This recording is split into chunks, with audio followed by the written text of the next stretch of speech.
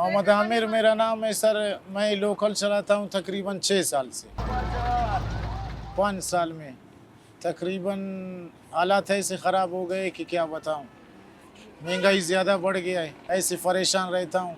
मैं तकरीबन 30,000 कमाता हूँ, 10,000 किराया हो गया, 10,000 बच्चों की फ़ीस बच जाती है, 10,000।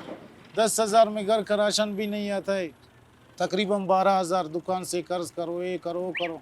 15,000 ज़ाफ़ी यानी कि कर्ज करते हैं हम लोग। मैं सोचता हूँ सर ये लोकल में तो गुज़ारा नहीं होता है, 1-2 काम और करूँ। मेरा ख़र्चात तकरीबन अभी 60-70 तक है। अभी इसमें मैं हैरान हूँ क्या करूँ? सोचता हूँ कैसे ज़िंदगी गुज़ारूँ, आगे कैसे वक़्त मेरा गुज़रेगा। हालात ऐसे ख़राब हो गए हैं, बिल्कुल दिल मेरा नहीं ठहरता है। कभी बाहर जाता हूँ, कभी आता हूँ, बोलता हूँ पैसे नहीं है यार दोस्त, ये हालात बहुत ख़राब हो गए।